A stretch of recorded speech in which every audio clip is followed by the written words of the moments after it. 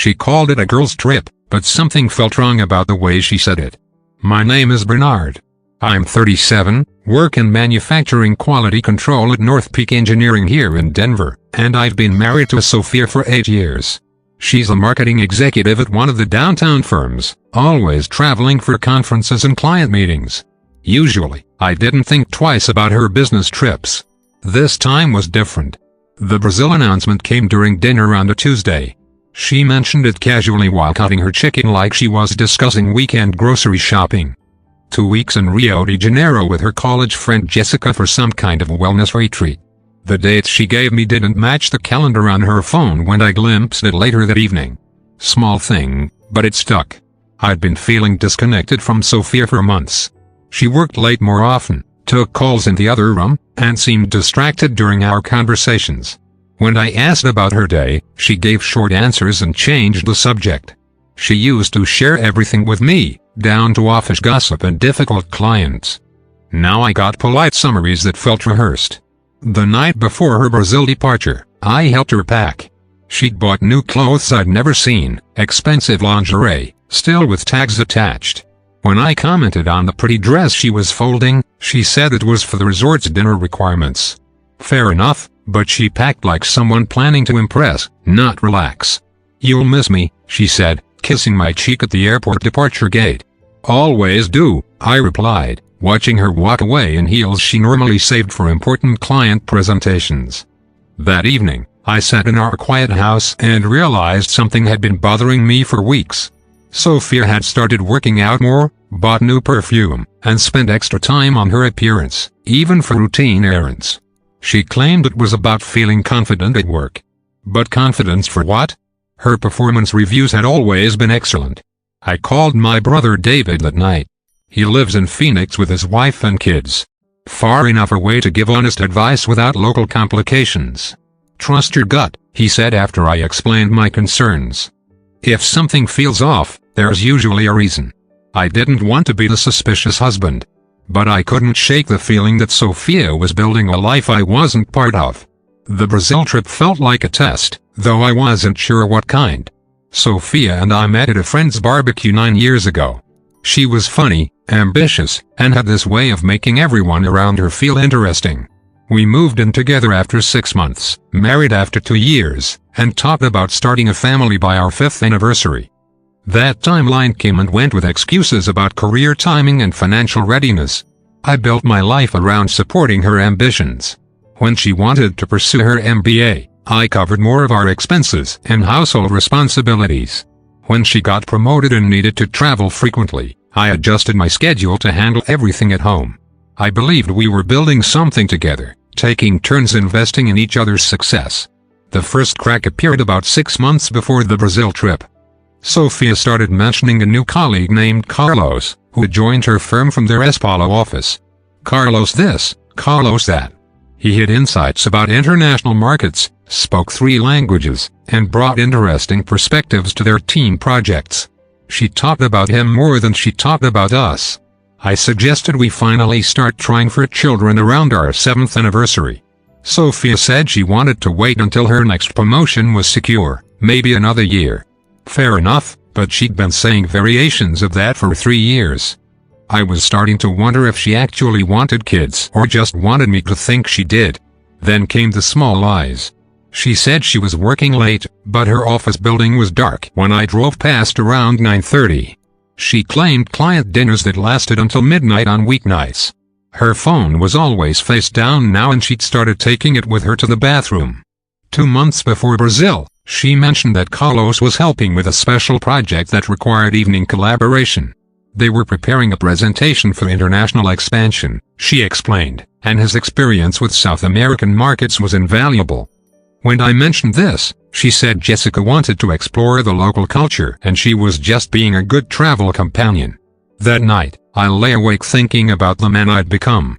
Checking up on my wife, analyzing her stories, looking for inconsistencies. Either I was losing my mind or my marriage was falling apart. I decided I needed to know which one it was. The call came on Thursday morning while I was reviewing production reports at work. Sophia, supposedly at a wellness retreat in Brazil, was crying. "Bernard, I miss you so much. This place isn't what we expected. The food is terrible, and Jessica has been feeling sick. I just want to come home."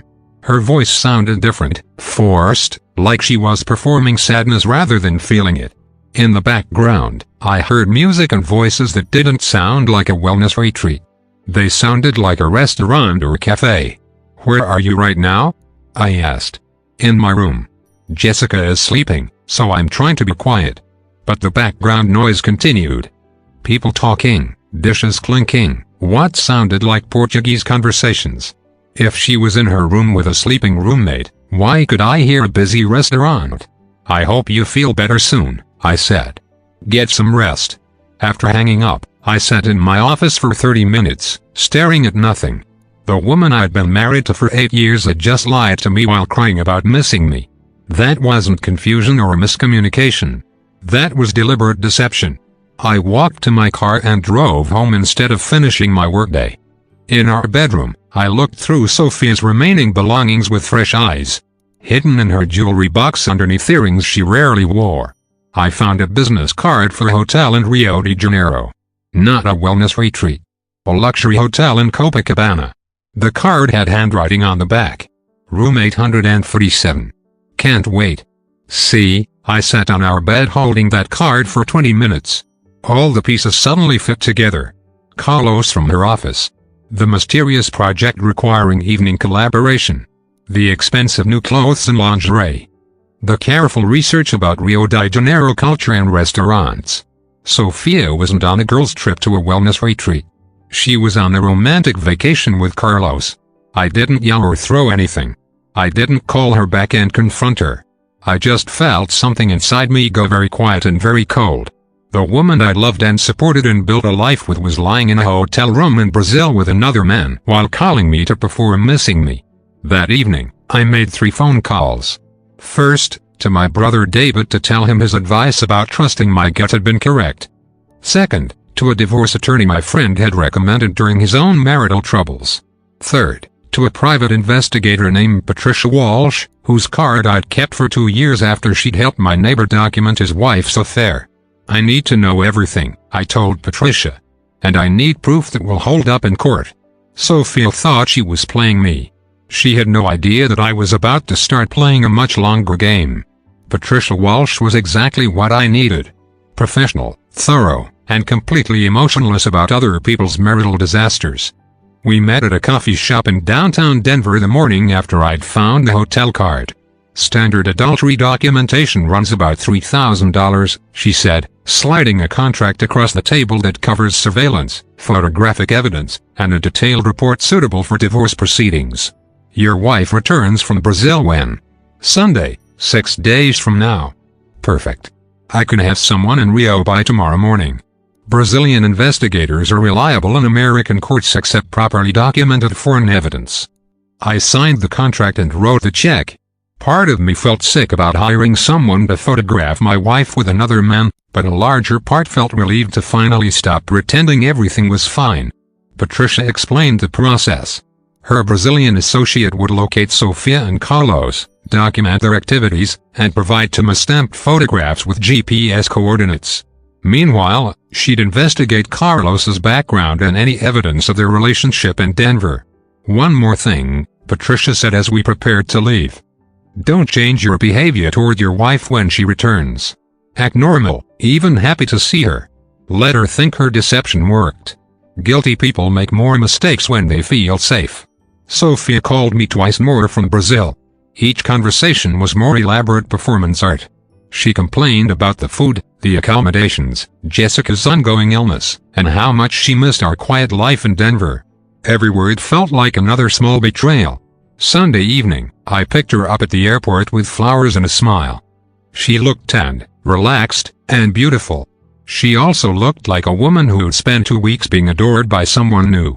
"I missed you so much," she said, kissing me in the baggage claim area. "How was the retreat?" "Disappointing. Way too much meditation, not enough actual relaxation. But being away made me realize how much I love our life here."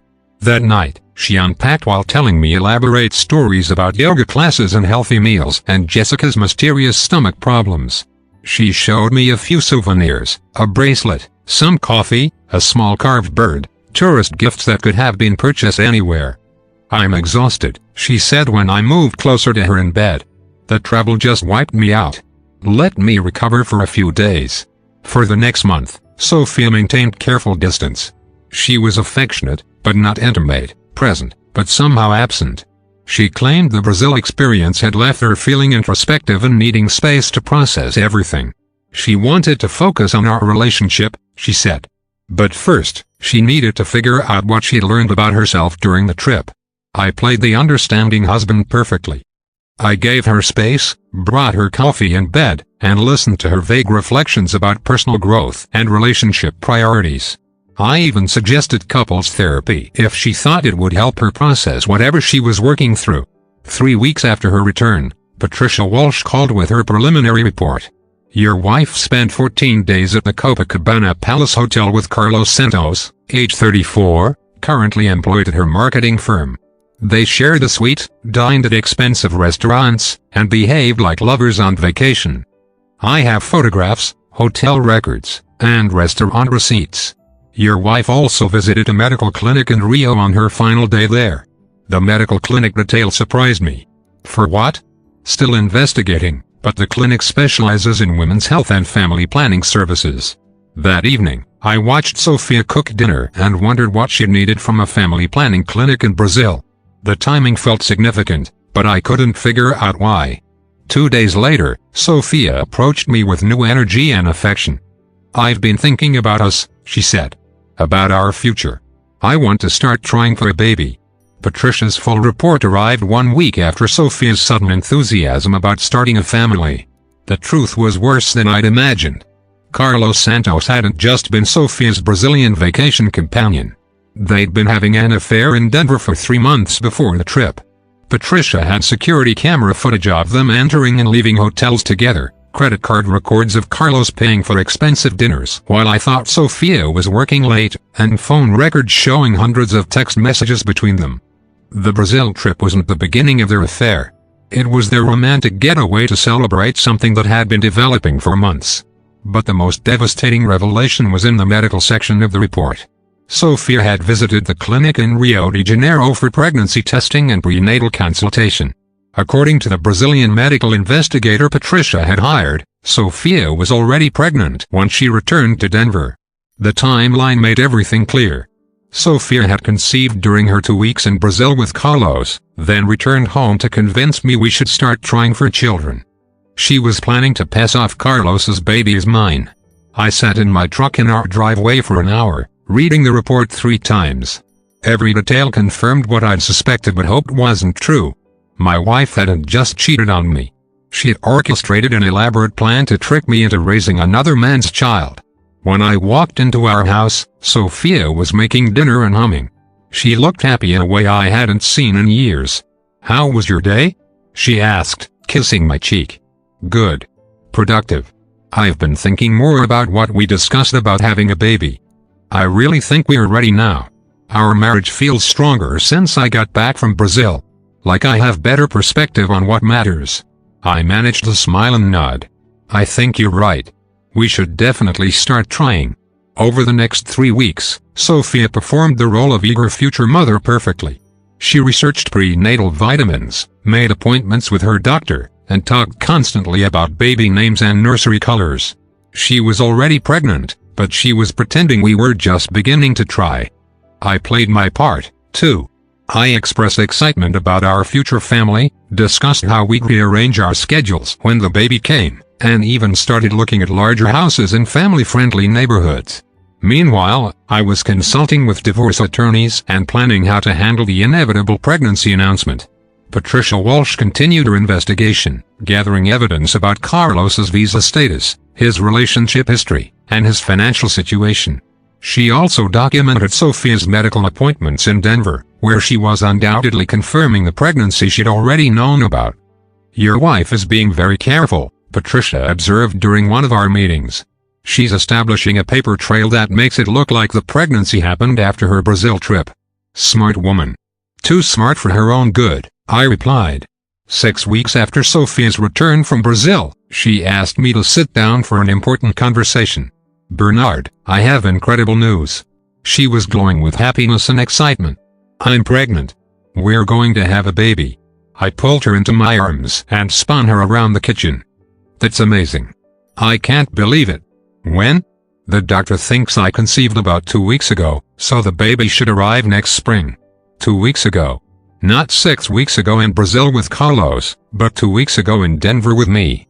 She was already revising the timeline to fit her story. "We have to celebrate," I said. "This is the best news ever. We should tell our families. Maybe have a dinner party." Sophia's smile was radiant. "I love that. Let's make it special." I spent the next week planning what Sophia thought would be a celebration dinner and what I knew would be her public destruction. The guest list included both our families, close friends, and several couples from our social circle. 28 people total all gathered to witness what they expected to be joyful baby news. I reserved a private dining room at Romano's, an upscale Italian restaurant where we'd celebrated our anniversary multiple times. The familiar setting would make Sophia comfortable and confident. I wanted her to feel safe before I destroyed her world. Patricia Walsh prepared professional presentation folders for each guest. The folders contained 2 stamped photographs of Sophia and Carlos in Rio de Janeiro, hotel registration records, restaurant receipts, and medical documentation proving Sophia's pregnancy timeline. Every piece of evidence was verified, translated, and notarized for legal proceedings. "This is thorough work," Patricia said as we reviewed the final materials. "Your wife won't be able to deny or explain away this documentation." I also included a brief letter explaining the situation for guests who might be confused by the evidence. The letter was factual, not emotional. I wanted people to understand what had happened without making myself look vindictive or crazy. Sophia spent the week before the dinner shopping for a new dress and planning what she'd say when announcing the pregnancy. She was genuinely excited, which made the whole situation more disturbing. She wasn't just lying to me. She was looking forward to lying to everyone we knew. "Should we tell people the due date?" she asked while getting dressed for the dinner. "Let's keep some mystery," I suggested. "Just a basic announcement tonight." She laughed and squeezed my hand. "You're going to be such a wonderful father." The comment hit me like a physical blow. In her mind, I was going to be a wonderful father to Carlos's child. She'd convinced herself that tricking me was somehow an act of love. At the restaurant, our families and friends filled the private dining room with warmth and conversation. Sophia worked the room like the marketing professional. She was hugging relatives and catching up with friends. As dinner concluded and people settled in with coffee and dessert, I stood up and tapped my wine glass to get everyone's attention. The room quieted and all eyes turned toward me. Sophia was glowing with anticipation. "Thank you all for being here tonight," I began. "Sophia and I asked you to join us because we have important news to share about our family."